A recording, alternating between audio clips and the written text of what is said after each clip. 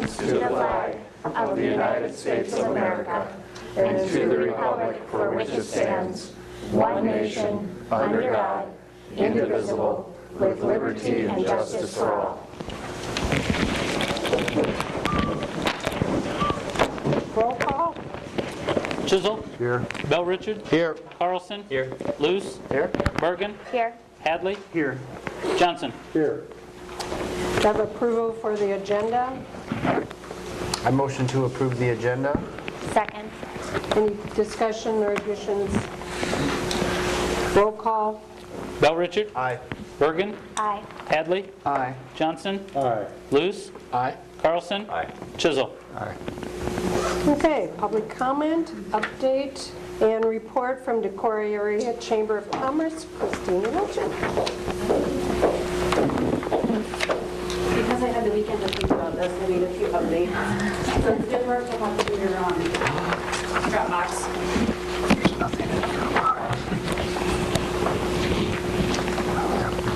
So I'll only just, is this on? Just tap it and tap it. It is. Up close. All right. I'll just take a few moments, but every day is different in our office, every month, every year. They're all different. But this year has really been a year where I feel like we focused a lot on collaborations and really starting to kind of look forward on things. There's three real areas that we focus on with the Chamber, and those are at the top of the sheet there. Advocate, collaborate, and educate. And so I would say those are kind of our filters that we look at when we're considering doing projects or programming. I left just a few notes under each one. Advocacy in the last year plus, it was about August of 17, I'm sorry, that we took over the visitor center. When changes were happening there, we really encouraged them to leave the visitor center in that space because we'd worked so hard to identify the space in that fashion and to be collaborative in that way, which left us with the challenge of figuring out staffing and other resources in there, but I think we've done a pretty good job of that. This year, with the addition of Gabriel Eide to our staff, he's really taken charge of that aspect and has really done a fabulous job with that.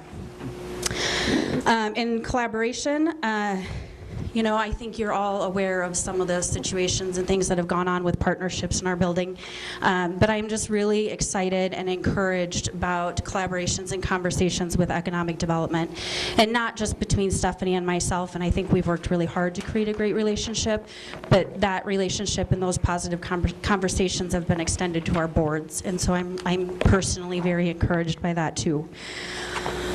Holiday decorations. Yay. Not everybody wants to talk about holidays, though we've had snow, so maybe it's time to just embrace it. This is a conversation that started in April of this year, and from August 1st, for about 2 months after that, we're a daily conversation in our office. I am happy to say the bows are here. The rest of the decorations are scheduled to arrive November 1st. So there's a picture on the bottom right of the front page there. The 27 light poles downtown Water Street will get the garland, which is pre-lit, red bows, 2 of them, so they're car facing, if you will. They won't be street facing. And then this 3-foot lighted snowflake will go on the pole as well. We worked really hard to get something that would go over the globe, and it just was not feasible. And then we'll put that same lighted ornament on the 14 light poles from Water Street out to Locust Road.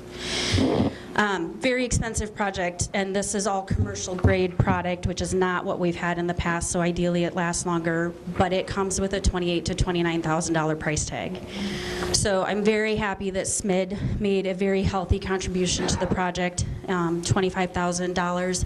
We did get $2,000 from the Depot outlet, which is the top end of their ask. And within a week, we've gotten just shy of $1,000 from the community, and so I hope that that continues to happen as well. But the Chamber will own and maintain those products. They will be housed in our building, and we'll work to keep track of those. So big thanks to you guys, to SMID, and to the Street Department for helping make all of that a reality. Under the education part, I just want to talk a moment about leadership Decorah. It's just one of the things I'm most passionate about at the Chamber, and something we get a lot of really great feedback both from our members, participants, and our businesses that send people through there. This is our 5th year, and we cap it at 12 participants, and we sold that program out within 1 day this year. And there's several people from the city participating, so hopefully you guys will get that good feedback too.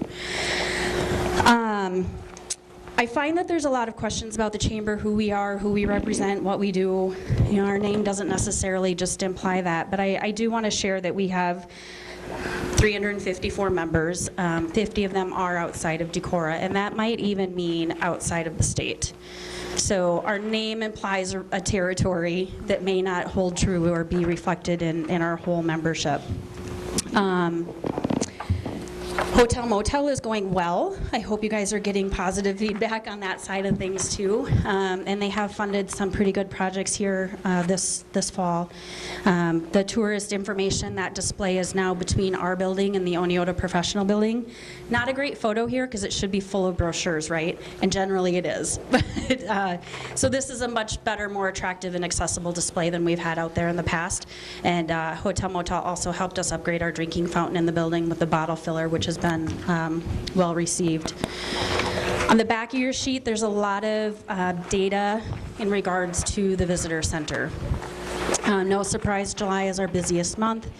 I think we all expected that. We have 24 volunteers on our list. About 9 of them are active. So we're working on engaging a few more people in that, because that's really the stickler in keeping the office open on the weekends. And our traffic dictates that Saturday anyway is really required. I think we had 60 people in the office this past Saturday. So just Gabriel was kind enough to put some information in there of things that we've worked on in the past year. And then I also went around the visitor center. There are over 300 brochures in our office, which surprised even me. And again, 80 of those are outside of the area. And by outside of the area, that is outside of the county. Today we had people asking about Galena, which we didn't have anything for, but we did have some Dubuque information. And the Iowa Tourism Office recently came out with some information, so I just shared that with you guys there too. So do you have any questions about anything? Can you talk just a minute about the employment forum that is October 23rd? Yeah. I did hear about that. Well, I think we all hear about employment, right? And so this session will largely focus on helping to make businesses, especially small businesses, I think, that may not have HR people, more aware of resources that are available locally. So Iowa Works and Manpower will be participating. We've also invited the Spectrum Network, Choice Employment, RSVP. We have invited someone from the high school. NICC will be participating.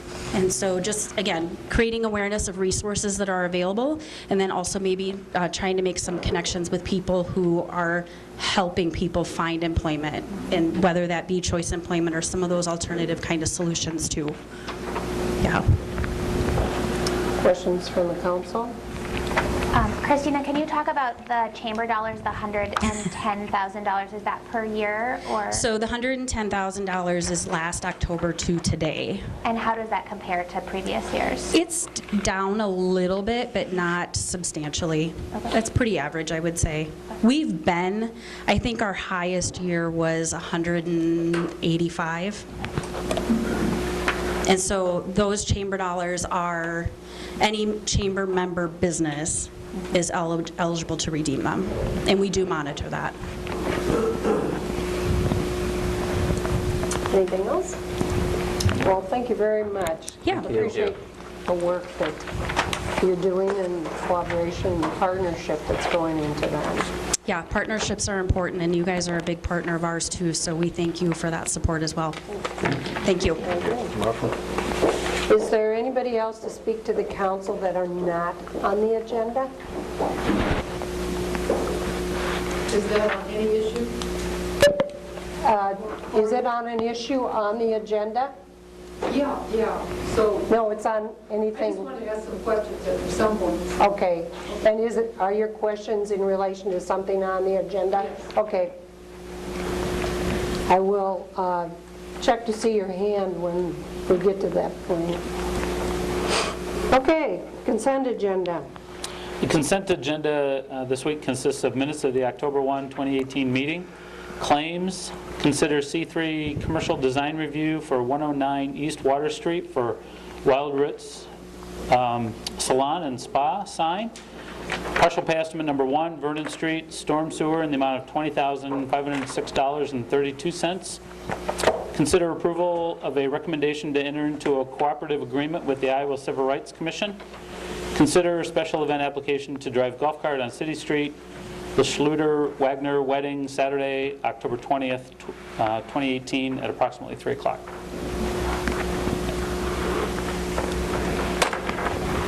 I'll motion to approve the consent agenda. Second. Questions? Actually, I had a question or wanted to bring up the minutes, the last item on the minutes, where there were 5 voting for and 2 against, and the motion failed. And that was in regard to the ordinance. Second and third reading on the Yep, that was the, echo. that was on the ordinance on the engine braking, wasn't it? Yes, you're right. Yep. Ordinance 1230. And the council had taken secondary action to waive the second, third reading and adopt. That actually has to be ratified by 3/4 of the council, so 6 members, and that was approved 5-2, so it failed to waive the second, third, and adopt. Okay. So And I it's asked back on the somebody to bring agenda. it to everyone's attention Yes, that waiving requires the 3/4 majority right. and adopting, waiving and adopting. So when you get down to item number 10, 11, 12, and 13, those 4 ordinances are back on for their second readings. I have made the staff recommendation that you consider waiving the third reading and adopting. If you make it past the second reading, that will take 3/4 of the council to approve. Thank you. What's the estimated completion date on Vernon Street? I think it's November 1, contractually, if I recall right. Does that sound right? It'd be nice if it was tomorrow. Yeah. Good. Both live up there. I'm sorry, I can report back to you on that. I don't recall the exact date, but I think it's the end of October. Okay, thank you. Any other questions?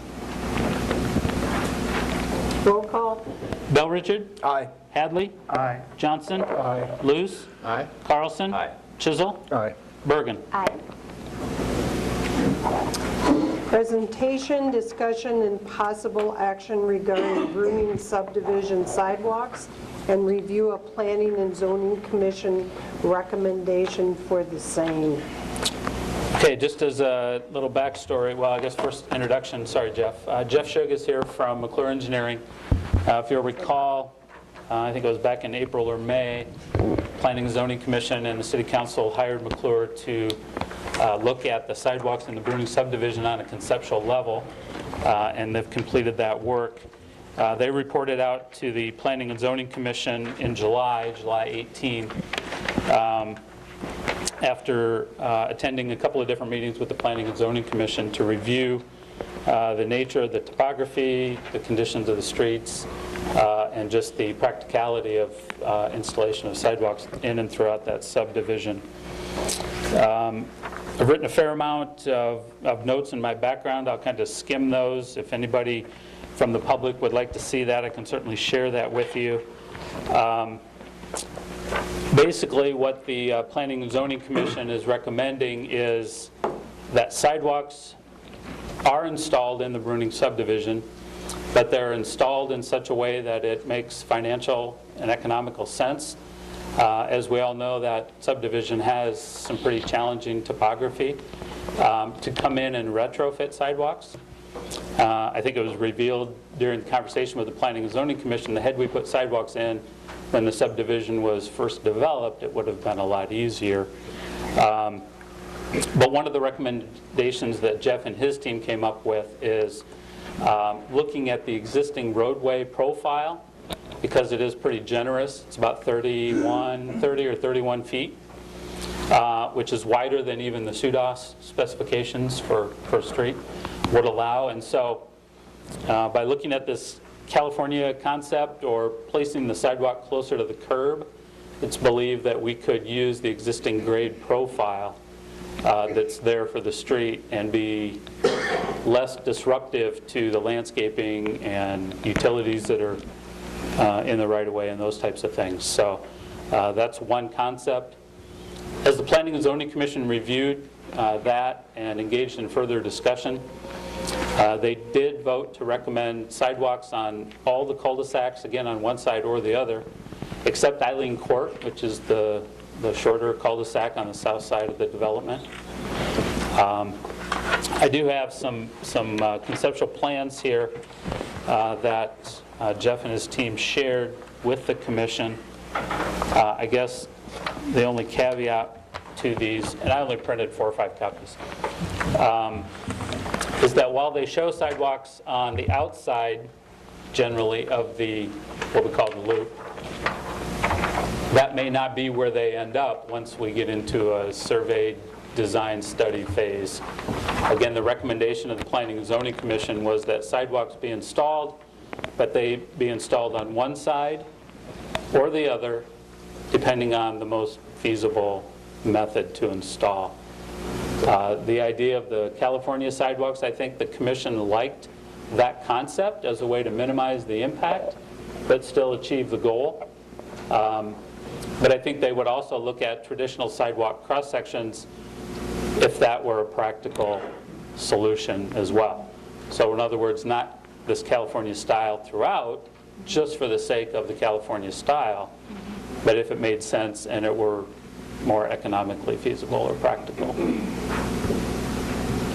We did spend some time going back and looking at the what happens scenarios, I guess, and I do have the preliminary plat of the subdivision here, so I would share that with the council as well.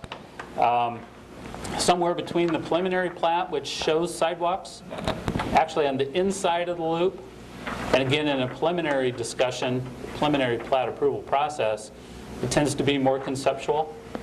The way preliminary plats work is that a developer will present their preliminary plat of the subdivision to the Planning and Zoning Commission.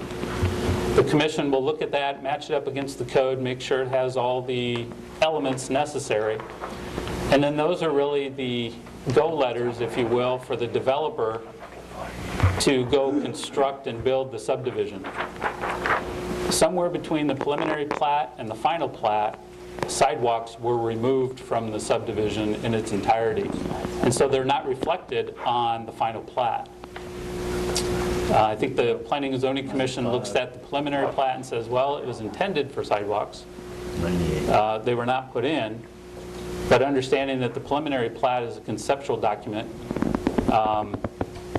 knowing that we want sidewalks, that's how we end up with the recommendation that we have today, which is conceptually, we want sidewalks on one side or the other, so let's figure out where it's most practical to put them. Can you give a date on what that is? Preliminary plat is dated around 1999. I think the subdivision was built later that year, maybe 2000 it was completed. Yep. It was 98 on. 98. That might have been when the preliminaries were approved. Okay. And there's no written record of why they would be on the preliminary and not on the final? Or? They were discussed and approved at Planning and Zoning, but they were not carried forward in the final plat to the City Council. I don't know why. But there's no other written record of communication on removing the sidewalks? There's handwritten notes and files that indicate sidewalk discussions were had and that it was thought that sidewalks would proceed with construction, but they were not carried forward into the final plat, nor are they reflected in the development agreement. They are in the covenants. Good point, John. It is noted in the covenants that at the time the building permit is pulled, sidewalks would be considered at that time for individual homes. And full means all of the lot or a percentage? All of the lot? All the lots that are sold, or There was is it a no percentage Okay. discussed anywhere. Again, there are some handwritten notes, but they didn't make it into any final Okay. documents. Okay.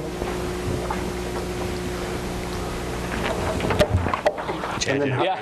Great job of outlining it, so I don't feel like I need to add a lot to that, but I would be happy to answer Okay. any questions. How do you So, blend the California into a conventional? I mean, so it just doesn't look... It's going to look a little zhuzh. I mean, there's no way to avoid it. The effort to maybe move it out to more of that California style really has to do with trying to eliminate very, very expensive retaining walls. If you were to put them back at the location that they would typically be, which would be 1 foot inside the right-of-way.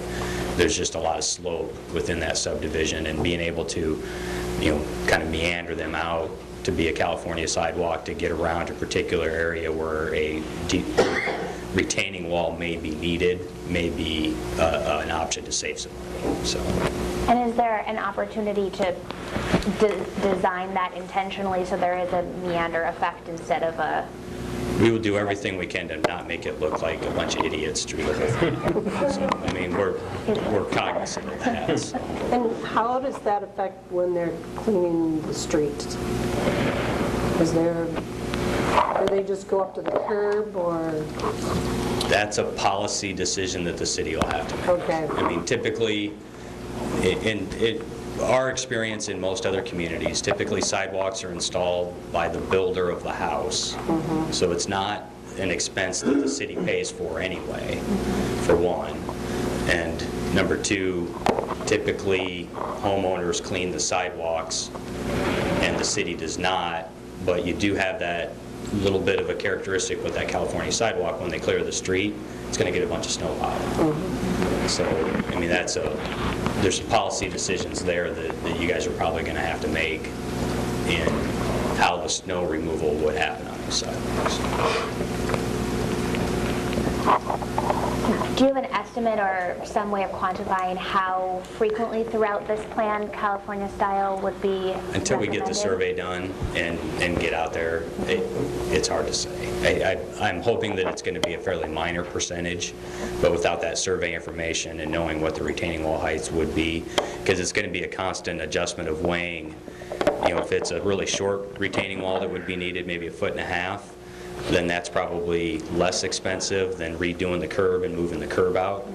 But if it's a 4-foot retaining wall, then it's probably going to be cheaper to replace the curb and move the curb out. So that's just a constant decision we'll have to make as we get some survey done and look at it in December.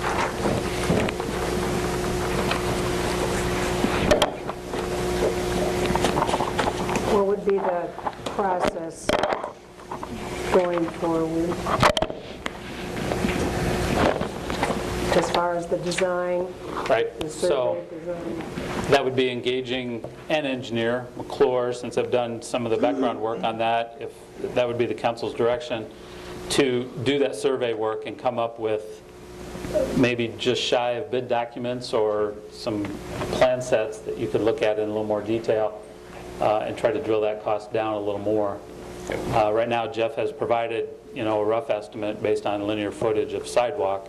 I think those are my background notes too. Yeah, it was Reference 450 for one side of the street and 750 for both sides of the street. But I don't believe that included extra cost for retaining wall. I was basically just looking at getting the sidewalks. Right, it's just linear footage. And also some council input on this idea of the California sidewalks. Or do you want them to, be in the traditional location?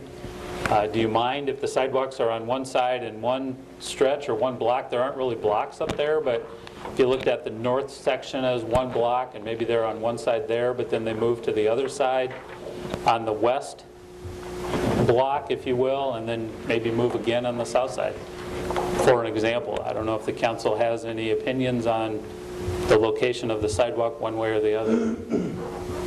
That'd be the direction we'd be looking for, though, as we... Are we accommodating SUDAS by that? Yes. As far as jumping from one side to the other, yeah, as long as you have the appropriate That's really an cross- ADA thing. You have to provide the connectivity with the ramps. But we are, or we would, We obviously. have to. Okay. I mean, there's no Interestingly, choice. in some areas up there, the letdowns are already cut into the curbs. So somebody thought somewhere sidewalks were going to happen. Okay. Well, good. Well, that doesn't mean they're usable, but they're there. Well, I'm sure that the price is a consideration as you're looking going forward. Does any of this contain stairs, this preliminary sidewalk plan? Are there stairs included in any of these? Not to my knowledge. I mean, I'm not sure what was on the original preliminary plat, but No, I'm talking about your option right here, your sidewalk improvement. we would not anticipate stairs. You would not? We would do everything we can to avoid. I'm just wondering on Linden here, the Linden going north-south in the east, the topography there is extremely steep over by Gesme's house, and I don't know how you couldn't put stairs there. Again, without the benefit of survey, that's difficult for me to answer at this time.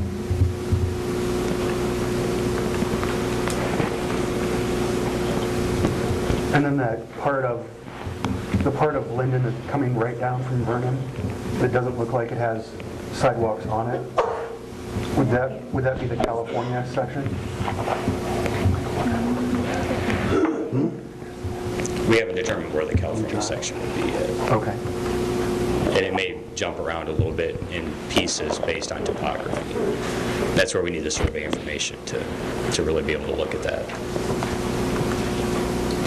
Well, I guess I would, from a discussion standpoint, I would be okay with having McClure move on to design something more concrete, that we could have bid information and whatnot based on P&Z's recommendation on both styles.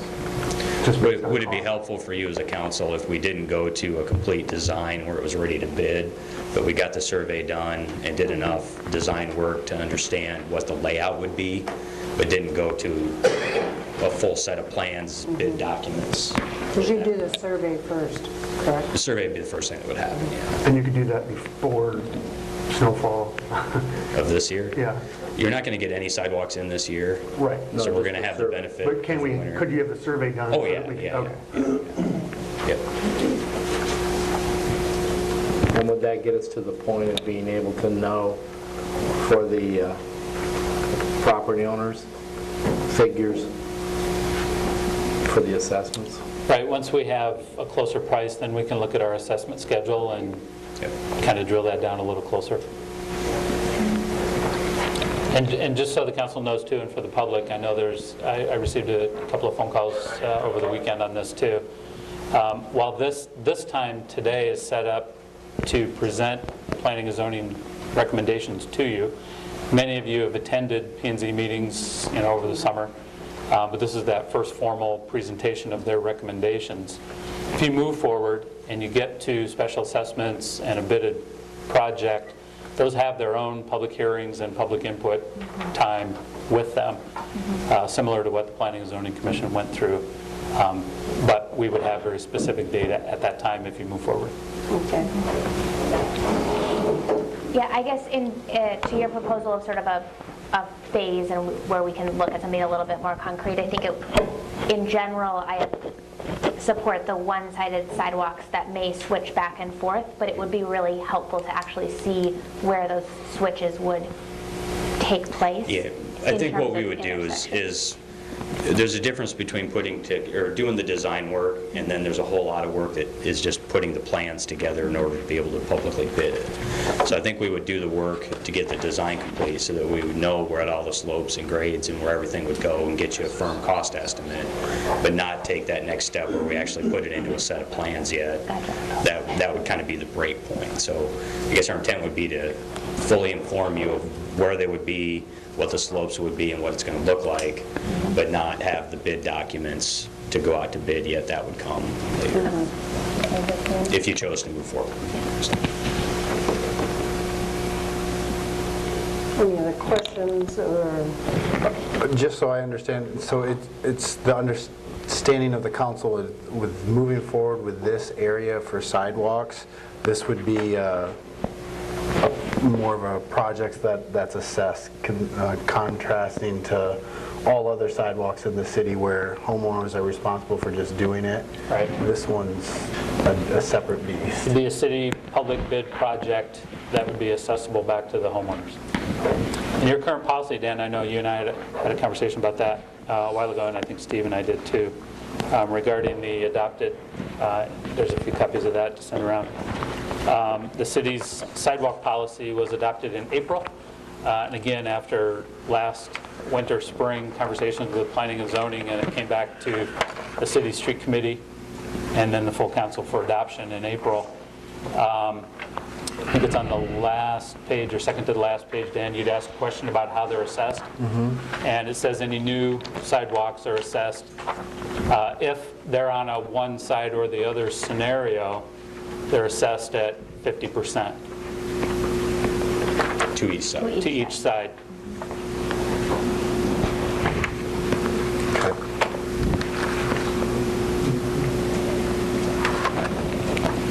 So unless the council wants to amend or change that we would proceed with that type of an assessment schedule once we know costs. Any other comments? Do you need any other directional? Well, so just a motion from the council to proceed with what we discussed in terms of survey work and initial design. I'd make a motion to have the engineering firm look into those plans based on P&Z recommendation. Second. Need further discussion? Roll call? Hadley? Aye. Bergen? Aye. Chisel? Aye. Bell Richard? Aye. Carlson? No. Luce? Aye. Johnson? Aye.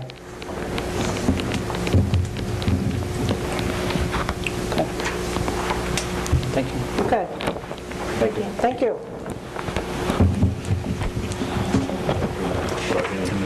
Consider a recommendation to enter in a professional engineering services agreement for the design and construction administration of the Oneota Drive Bridge Replacement Project. After several months of review of the Oneota Drive Bridge project, the street committee on October 1 is recommending McClure Engineering for professional engineering services on the design and construction administration of the Oneota Drive Bridge replacement over the dry run cut channel. This is a DOT-funded project, and the council has entered into an agreement with the Department of Transportation for this funding. So the clock is ticking on when we actually would construct this bridge. The estimated bridge cost is around $1 million, depending on the final design and aesthetic features as selected by the bridge committee. The bridge is an 80-20 cost share with the Iowa DOT, with the DOT's cost share not to exceed $1 million.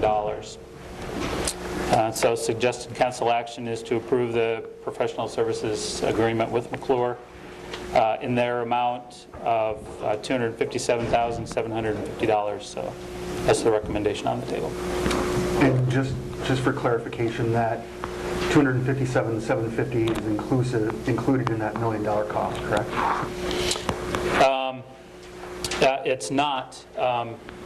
When we had the feasibility study done on this, it was projected that the entire project would be about $1.2 million. Okay. So, I mean, the DOT is going to pay 80%, okay, but only up to $1 million. So if you stay under $1 million, then it's 20% of, then you do include it, right? Right. But the feasibility study said that the bridge itself would be, again, depending on width of lanes, aesthetic features, anywhere from $800,000 to $950,000 for the bridge itself, exclusive of engineering costs. So the 1.2 is bridge plus engineering Yeah, costs. that's right.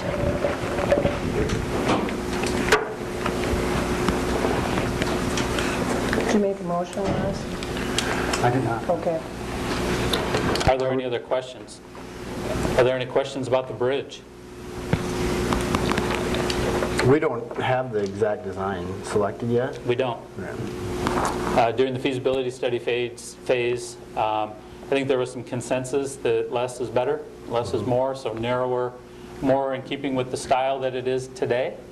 So a basic, either concrete or steel truss, I think concrete was chosen at that time, but to have some aesthetic features on it so it didn't look just like a concrete bridge, it looked more appropriate for the location that it's in. in the packet, they did show that it was a cement bridge, that they could do the metal work like Fifth Ave to match. So from an aesthetic standpoint, it would be a less expensive bridge, but it would still be, if we chose that, it would still work. I'll make a motion to approve the engineering services agreement. Second. Any further discussion? Roll call.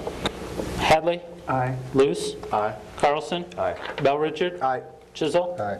Bergen? Aye. Johnson? Aye. Consider a recommendation to enter into a professional engineering services agreement for the preliminary planning and funding phase services of the Locust Road Improvement Project. At that same October 1st meeting, the street committee did consider the pool of RFP submittals, applicants for the bridge. There was conversation that the committee felt that having the same engineer in town could provide some benefit of scale, and so they're recommending McClure Engineering on Locust Road as well. There were a couple of engineering firms that gave presentations to this council back in August, I think it was. McClure was one of those. So they're submitting engineering services agreement for initial scope of work on Locust Road and a lump sum of $10,996 for preliminary planning, design, and funding procurement associated with Locust Road. This will really start that process, but there's a lot of input from the council needed, again, to the aesthetics, the design, bike trails, curbs, those types of things. So. I did appreciate in their presentation the public engagement that they would be helping with for the project, getting input from the constituents as far as what they thought the design of the project should be, giving us guidance rather than just having us pick what it should be. I appreciated that because it's something that we don't have expertise in, and they do. I'd move for approval. Second. Who seconded Bell Richard? Further discussion? Roll call. Chisholm? Aye. Bell Richard? Aye. Carlson? Aye. Luce? Aye. Johnson? Aye. Hadley? Aye. Bergen? Aye.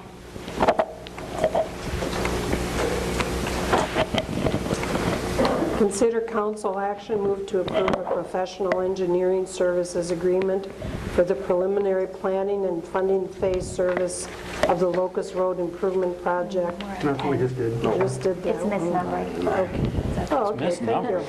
Sure, There's that an was, extra agenda I was item, you just- don't have to do thought it. I was doing okay there. What Okay, agenda are you reading off of? okay, thank you. We're on number 9, right? No, 9 doesn't exist. You have a 9 that doesn't exist. Must have been in the Good. draft. You just hit enter, it's okay. I'm just following the Okay. Depends on if you have paper or road. Dropbox. 8, Yeah, 9 right, are right. the Different two. versions of the Okay. same hymn. I was going to say, because I'm not even seeing that, but Okay, that's so fine. was the next one 9 or 10? 9. Well, number 9, but it's 10 on your paper. Consider authorizing the hiring of a city engineer Here we go. staff position, number 9. Okay, thank you. Yeah. Can you give some background on that, please, Chad? Yeah, so a little background on this one. And just so the council is fully aware, and for the public, Kevin Nelson has stepped down as our street superintendent, creating the need for a department head in the street department. And as we look at that, we once again are drawn back to looking at in-house engineering services. So at a personnel committee meeting, I think I noted here back in September, we talked about the merits of bringing engineering services, at least on a daily basis or smaller scale type projects in-house, and coupling that position with the street department, street superintendent position. So that's the recommendation in front of the council this evening. At the Personnel Committee meeting, the council did ask staff to call comparable cities, which we did. We called Hiawatha, Charles City, Waverly. I've talked to some other city managers just anecdotally about hiring their own city engineers or how they thought the process worked in-house for them.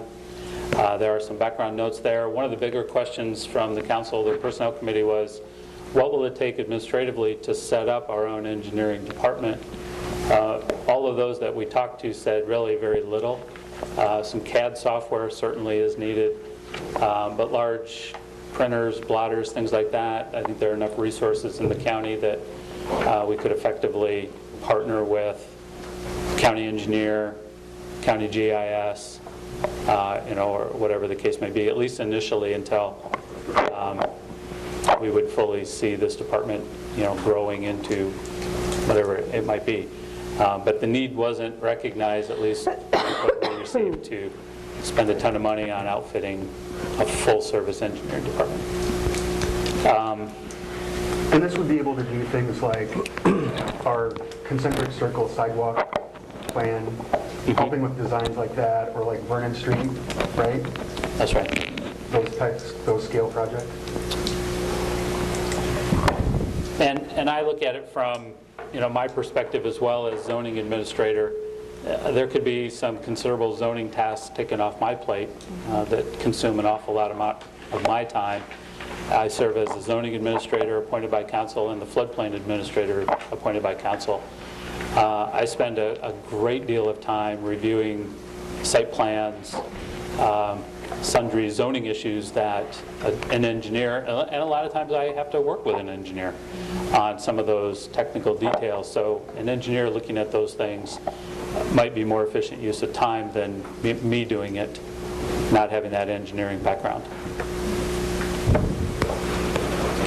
Have you done a cost analysis of the way we currently operate through contracting versus an in-house? So right now we contract the larger projects, which we might still do. Larger projects at the airport, such as the airport runway project going on right now, that might still be done externally. Certainly anything at the wastewater treatment plant with Fox Engineering. They're very tuned into the chemistry and the operations of that plant. I don't see this person getting involved in those types of projects. But it's more the daily grind of sidewalks and zoning and site plans and things like that. An initial review, so far, I think year-to-date is the number that we've spent so far in engineering of over $200,000. Is that year-to-date? When we compare to a salary range of $80,000 to $95,000 for this department head, we're already budgeted for around $60,000 for the department today. And so even taking that up to even the high end of that scale, and I'm not saying that's where we'd be, that's $35,000 more in salary, when again we're spending over $200,000 to outsource even the routine type tasks. And so would the thought be all of the money spent, the $200,000 year to date, that could be work done by this position? I think certainly more than $35,000 worth of it. Okay. Now also understand that that's a vendor number from our current engineering services, that $200,000. So some of that may be project oriented, for example, Doug Road and the FEMA grant. Mm-hmm. Some of it could be attributed to that, and those conditions might still exist. Mm-hmm. But certainly we're spending more than even $50,000. Mm-hmm.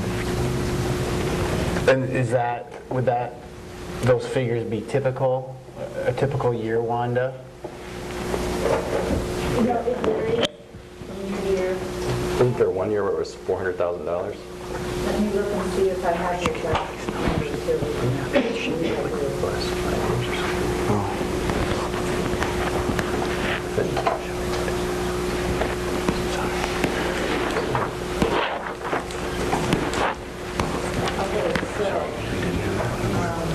2015, it was $107,804. In 2016, it was $251,838. 2017 was $292, and to date, and this was done about 3 weeks ago, was $312,000 to date. So it varies depending on what's happening.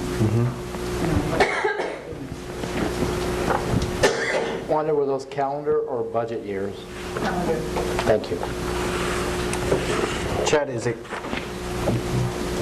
I guess my question is, would an engineer apply for a position where they're the superintendent of the streets? Is that a common merge of skill sets, I guess? So that's what we see in our comparable cities, is Okay. a lot of times they're coupled with either the, one of the utility departments, or they serve as a public works director, maybe over all the departments.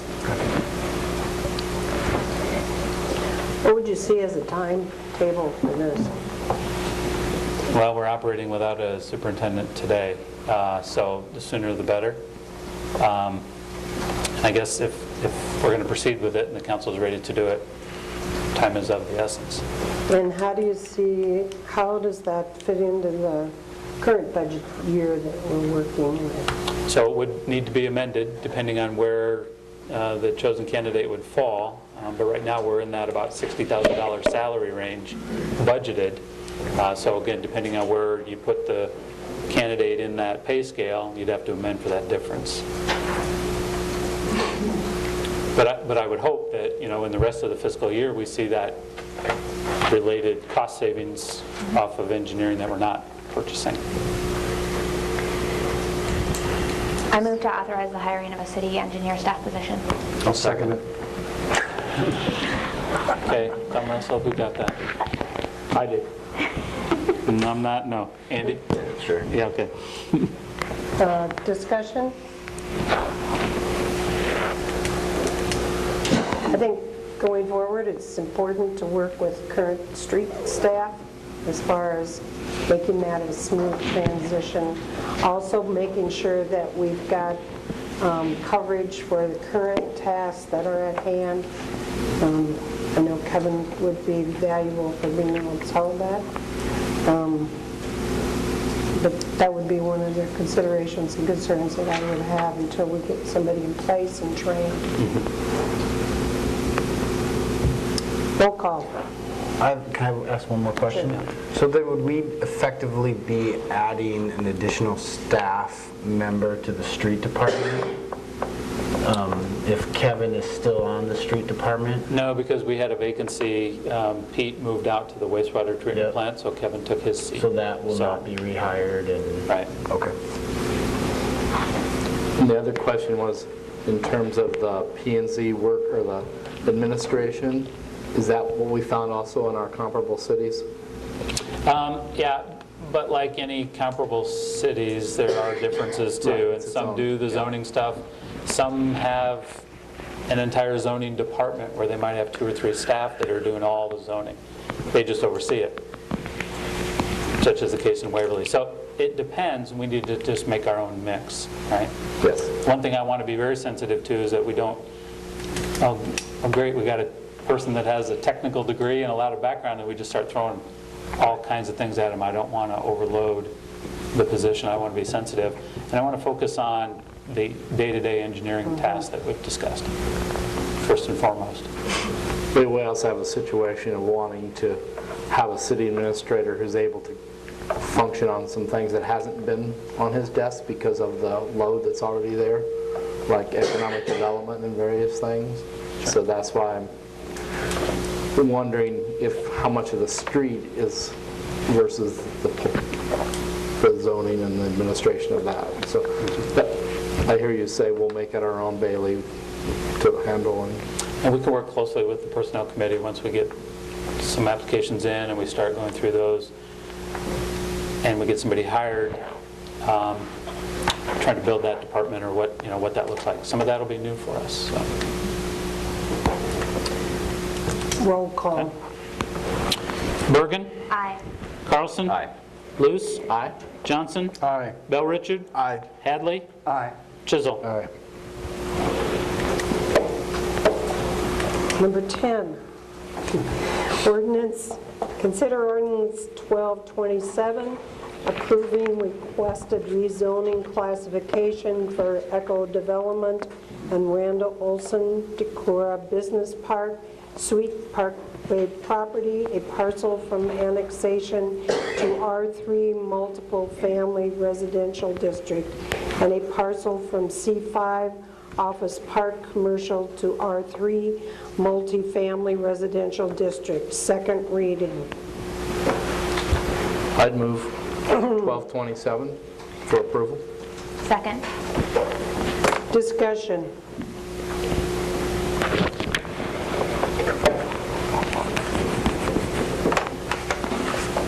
Hearing none, roll call. Luce? Aye. Bergen? Aye. Hadley? Aye. Johnson? Aye. Carlson? Aye. Bell Richard? Aye. Chisel? No.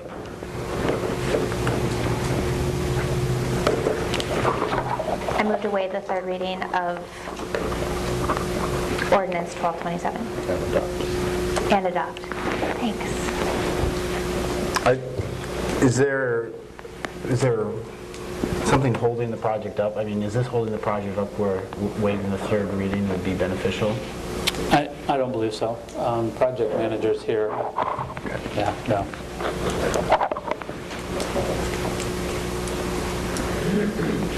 So we have a motion. No, second? Do we have a second as well? Nobody else is in a hurry. Clarify that. Do we It have a could second, fail too? for a lack of a second. Dies for lack of a second. The second reading is approved, so we'll have third reading on November 5th.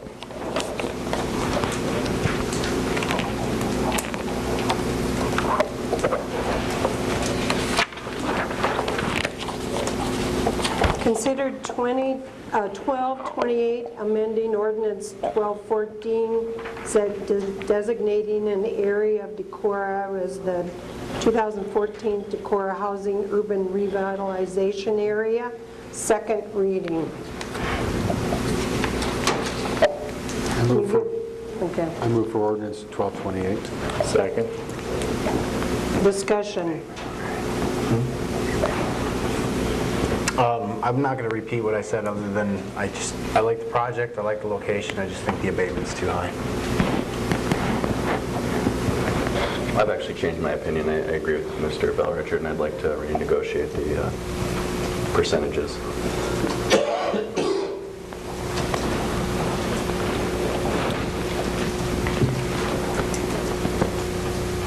Do you have a recommendation of what that looks like, or some numbers that you'd like to consider? Do you want to hear from Mr. Hinkie about his project? Sure.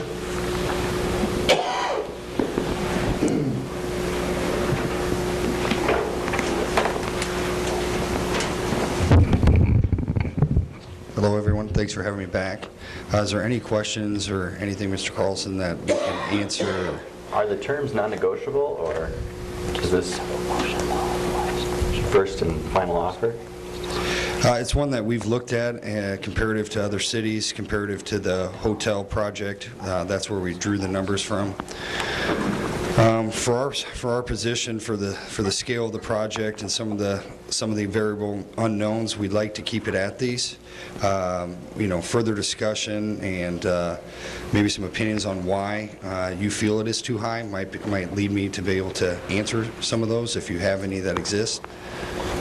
In the last committee meeting, we did talk about negotiating, and we did talk about the 4 LMI units per complex, and they have agreed to that structure. You were going to get back to what the estimated cost for those Right, LMI yeah. units So that's a difficult one for us to answer, is because, and Chad, I might need you to help jump in on some of this. A little bit of the federal income assistant housing is a little bit over over my head. I haven't done a lot of those projects like we talked about in the bond council meeting. From what I can understand, for the income-assisted housing, it's approximately at a 40% discount based off market rate. And the reason I don't have the exact number is we don't know what market rate would be. And so looking at that number is going to slide up or down. Of course, we're building these apartments to a market rate standard, which leads itself to a whole nother discussion on LMI units versus market rate units and their construction and how they're built and what's included into them. I did think that was a part of the negotiation, and we gave zero resistance to it. I talked to Chad and asked him some questions, how many units have been built in the past, and looking at the full, the totality of 10% of our development will be LMI at the end at 16 units in its total, and comparing that, I believe there's a project that was done in the early 2000s that was successful, LMI project.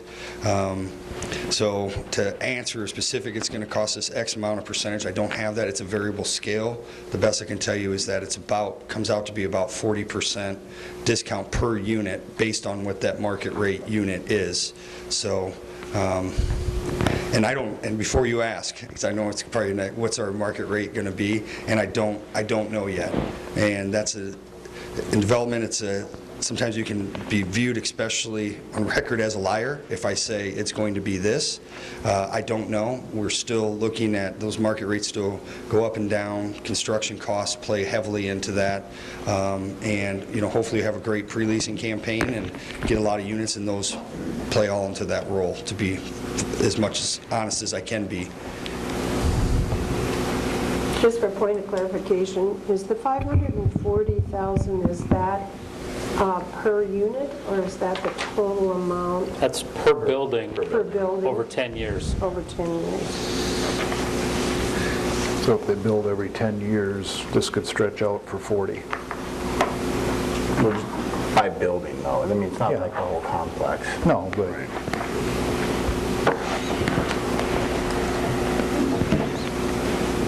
So if you looked at just a simple presumption that the market rates might be $800 a month, and you discounted that down, that'd be the discount to $560 at the LMI.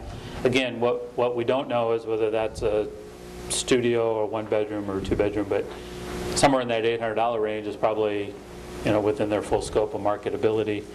And you take that down to the $560, then times the 4. You take the $320 times 4 per building, that's $1,200 a month. Their investment times 10 years, it's $12,000 a year, discounted off of what we don't know market rate. But that's one way to look at it. I don't know if that helps you conceptualize it. Thank you. So Chad, when we spoke about this before, one of the considerations was, as we look around at sort of the lack of multi-dwelling housing in our community and where it is being built other parts in the state. When we were at the League of City Conference, there was the figure of a 20% public commitment to 80% private. Is this abatement schedule sort of within that 20-80 ratio? Yeah, I think so. Yeah, we had heard an economic development presentation where a lot of the projects, and I think the director of the Economic Development Authority spoke to this, is that public-private partnerships just don't work without something in that 20% public input range. Or at least that's what they're saying, and that's what she said.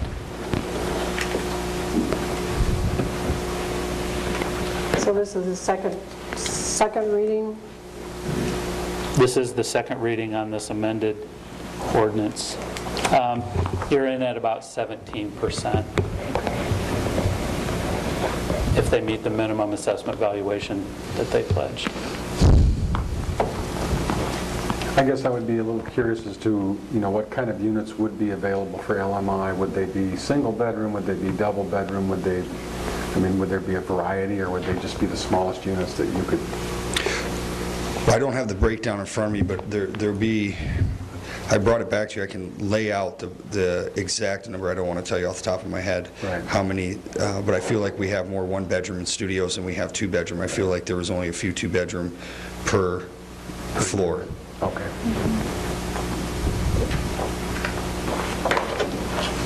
What would you like to see? I just would like to see a variety. Yeah, I can understand that, and we can work to that as well.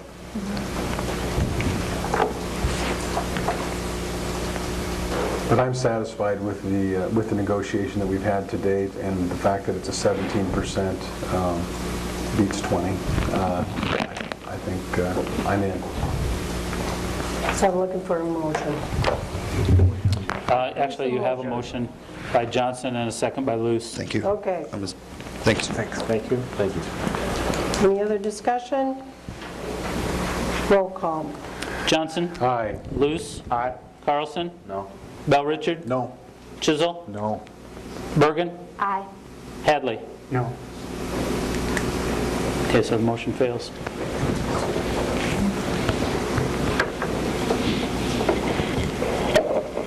So to carry that any further, in terms of providing any abatement at all, we'd need to go back to the negotiating table, and you'll have to start the public hearing and publication process over again as well, because it'll be different.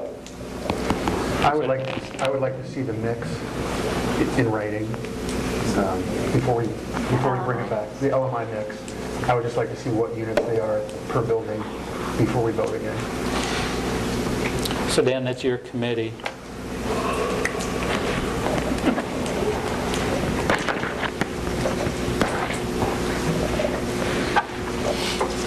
Okay. Any other guidance for Chad or Dan? Okay. That takes us to 12.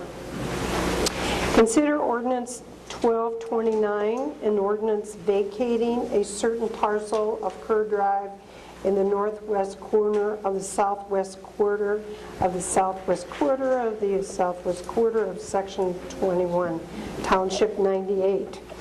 Range 8 west of the 5th PM in the city of Decorah. Right away, this is the second reading. Move ordinance 1229. Second. Discussion. That's on the Stanley Engineer Fastening Proposal Improvement project. Improvement Project. Roll call? Luce? Aye. Carlson? Aye. Bell Richard? Aye. Chisel? Aye. Bergen? Aye. Hadley? Aye. Johnson? Aye. Is time of the essence on this one? This is, cleanup paperwork to vacate that. They've already started the project with grading work and that, so probably, but another 2 weeks isn't going to hurt it. Okay. Have we had any comments? No comments. Well, I'd move for waiving of the third reading and adopt. Second. Discussion. Any discussion? Roll call? Chisel? Aye. Carlson? Aye. Luce? Aye. Johnson? Aye. Hadley? Aye. Bergen? Aye. Bell Richard? So that's passed. Consider 1230 amending Chapter 10.36 of the Municipal Code of the City of Decorah by respectifying the limitations of the prohibitions of certain noises and disturbances created by trucks with the City of Decorah. This is the second reading. Motion 1230 for approval. Second. I guess we got both of them that time. Any discussion? Roll call. Okay, Luce? Aye. I heard Bell Richard. Sure, I'll take it. Carlson? Aye. Johnson? Aye. Hadley? Aye. Bergen? Aye. Chisel? Aye. Any correspondence on that? I've received no comments about that item. Move waiving of the third and amend. Adopt? Thank you. One of those A Second. words. Second by Hadley? Ross. Yep. Discussion? Roll call. Luce? Aye. Hadley? Aye. Bergen? Aye. Chisel? Aye. Bell Richard? Aye. Carlson? Johnson? Aye. Okay, city manager? A couple of things to report on this evening, Mayor. The first is on October 22nd, is typically the date for your next work session. I would like to invite the city's bond council up to talk about economic development in a broader sense, but talk about TIF and rebates and abatements in a more narrow discussion. What precipitated this for me and John Danos as our bond counsel, not only the projects that we've gone through in the last year or so, but the fact that we have over 20 urban renewal or urban revite districts in the city, all with varying degrees of age or success rates. I've been having conversation with John about why we have so many. Do we need so many? Could they be consolidated? And that just kind of led over time for he and I to discuss really the very nature of economic development and these tools specifically. So with the council's blessing, I'd like to bring him up on October 22nd during that work session and have him spend some time with you and just kind of go through those things. You can ask questions about how things work, why things work, the nature of public-partner-private, private-public partnerships, and why we have all these districts. I'll give you the map so you can see all the things we've done over the last 25 years or more, maybe. And then also I know the folks with the visioning, community visioning process would like to come in and report out some of the final work that they've done. So I'd like to see those two things on that work session. And then just with the city engineer, working with Assistant City Attorney John Anderson, there'll be a couple of code revisions we'll have to clean up in terms of administrative protocol for the city engineer and the city manager. So we'll be bringing those at a future date. And then finally, the Planning and Zoning Commission at their last meeting spent some time talking about rezoning floodplains and floodplain zoning in general. And they are going to reach out to the RC&D group. They have a lot of expertise in floodplain mitigation, floodplain zoning, and bring that group in for a work session, and we'd like to invite you to that conversation as Planning and Zoning considers any possible changes to floodplain zoning. That's all I have. Could you give an update on Menards? I don't really have an update on Menards other than, I have talked to Tyler and he is working on a redesign of the site, but that's the last I've talked to him. So. Thanks. Department heads. Tomorrow, our longtime records clerk Terry Bollock will be retiring.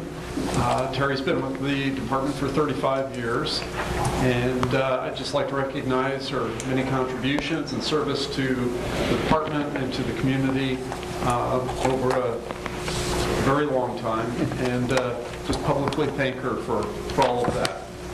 You probably don't want us to all call and thank her for... I should love to hear from you. We filled that position internally, and we've been in a transition period of training for the last month or so.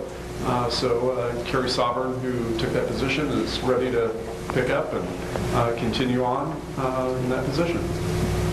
Thanks. We just finished installing 2 new boilers in our pretreatment building. It was a budgeted item, passed insurance inspection, and unfortunately on Sunday I had to go in and fire them up. They do work, and it was nice to get some heat in our building. But on a side note, normally this time of year we're treating about 1 million gallons. Yesterday was at 3.5. It's been that way consistently for the last couple weeks, but this time of year we like to see the water table 15 to 21 feet. Currently it's at 13 feet, so we definitely need to start drying out.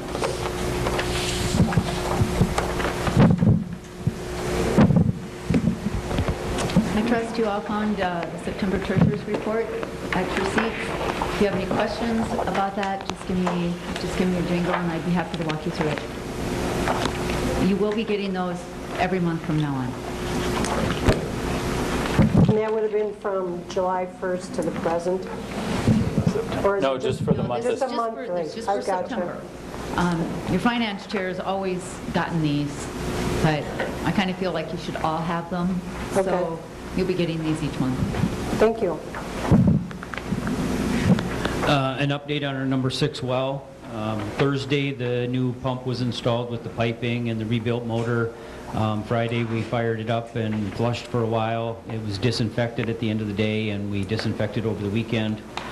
We flushed it all day today. We're going to flush it for a little bit tomorrow. We'll be taking bacteria samples tomorrow and Wednesday. They'll both be sent to the lab, and hopefully by Thursday afternoon, we'll know if it's able to be put back online.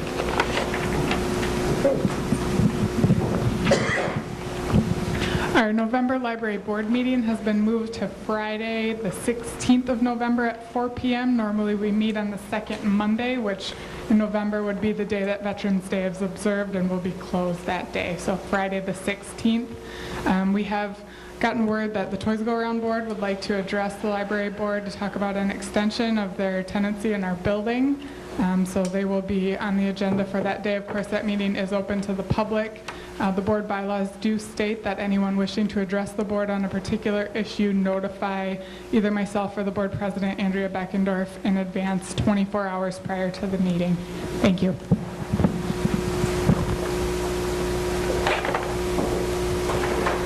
Okay, Randy.